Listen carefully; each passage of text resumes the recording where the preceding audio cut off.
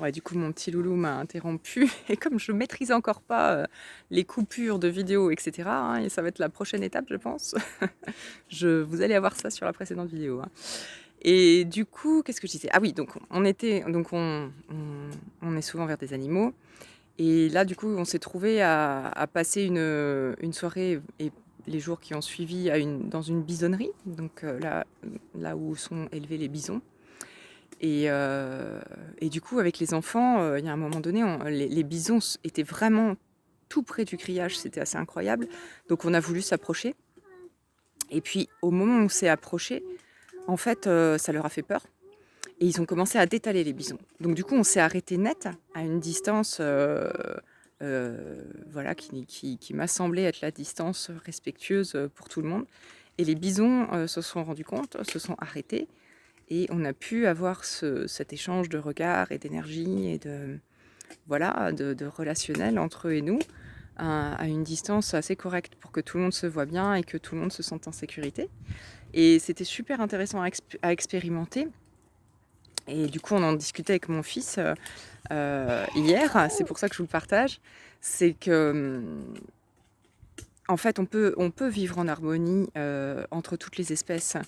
Euh, il suffit de respecter cela.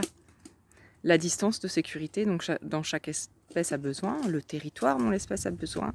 Et à partir du moment où l'espèce, quand bien même elle pourrait être imposante et elle pourrait tout à fait nous écraser si elle le voudrait, si elle est respectée, comme là ces bisons énormes, si elle se sent respectée et si elle se sent en sécurité et pas menacée, elle n'a aucune raison de nous faire du mal.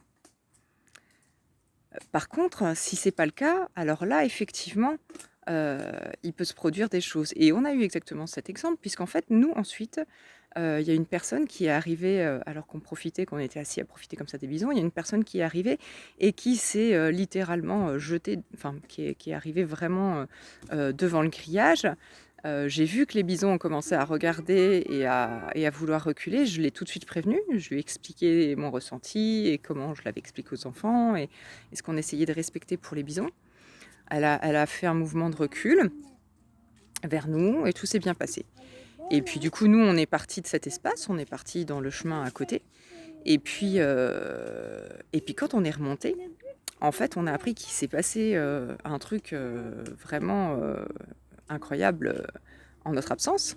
C'est que cette personne, du coup, n'a plus voulu, n'a, enfin, n'a plus voulu. Je ne sais pas exactement ce qui s'est passé, mais le fait est que elle s'est du coup rapprochée du grillage pour les voir de plus près, et les bisons, en fait, je pense qu'elle a rompu cette distance de sécurité qui leur était nécessaire.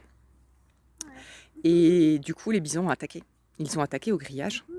Et ça aurait pu être extrêmement dangereux parce qu'ils ont attaqué en troupeau. Et ils auraient pu abattre le grillage et la traverser, en fait, quoi, et la piétiner. Et du coup, bon, elle a eu de l'aide, hein. Il y a un homme qui habite à côté qui est venu l'aider, au moins énergétiquement, à tenir les bisons à l'écart. Et tout s'est bien terminé. Mais du coup, la leçon a été vraiment intéressante pour nous parce que c'est venu vraiment confirmer cette histoire de respect, de sentir la bonne distance, de la respecter, de se respecter les uns les autres pour pouvoir vivre en harmonie et occuper un même territoire sans souci. Et je trouve que c'est vraiment intéressant à porter au-delà de l'espèce des bisons, avec toutes les espèces, hein, que ce soit les cervidés, les canidés, les loups, les félins. Parce qu'en fait, c'est exactement la même chose. Et les loups, du coup, je j'ai pas fait de vidéo proprement parlée sur les loups comme je l'avais proposé, mais les loups sont en demande qu'on change de regard à leurs propos. Et c'est pour ça que certains ont accepté de se retrouver emprisonnés dans des parcs tels que Gévaudan et d'autres que je n'ai encore pas visités, pour contribuer à faire évoluer le regard des humains et notamment des jeunes générations sur leur espèce.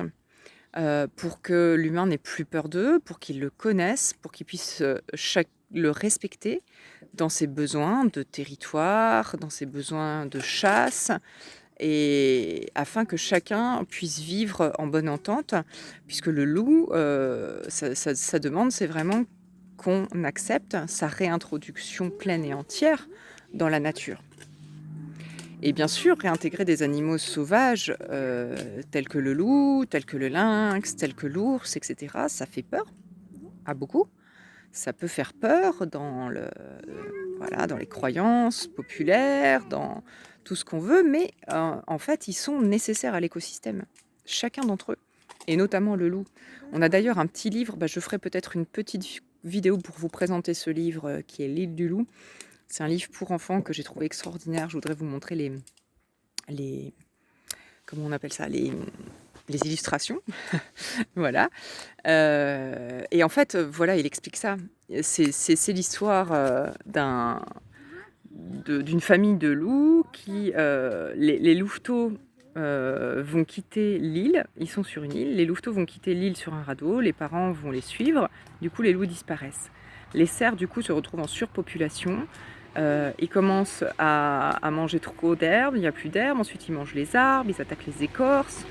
Du coup, ça agit sur les lapins, ça agit sur les souris, ça agit sur tout l'écosystème. Et l'île est en train vraiment d'être détruite complètement, jusqu'à ce que les loups reviennent finalement, et que petit à petit, du coup, l'équilibre revienne, puisqu'ils vont manger les bêtes malades ou affaiblis des cerfs, hein, qui du coup ne seront plus trop nombreux. Donc la nature va pouvoir repousser et tous les autres animaux vont pouvoir remanger. Et, euh, et voilà. Et c'est super, il est vraiment super intéressant. Vraiment, je vous le montrerai sur une prochaine vidéo, je penserai à le sortir. Et, et c'est vraiment ce que demandent les loups. Qu'on ait cette vision d'eux et qu'on accepte leur retour parce qu'ils sont nécessaires à l'équilibre de l'écosystème, comme beaucoup d'autres espèces, mais eux particulièrement.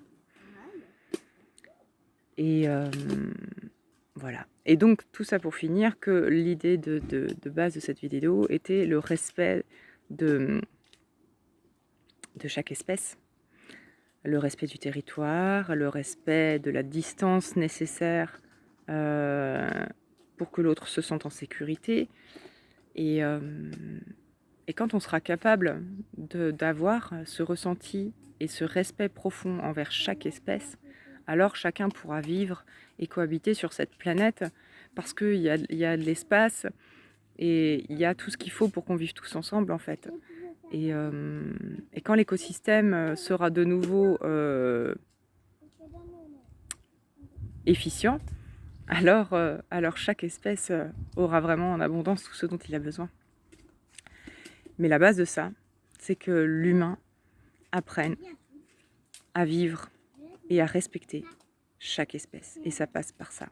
J'en suis convaincue et on l'a expérimenté du coup avec les bisons, c'était vraiment génial.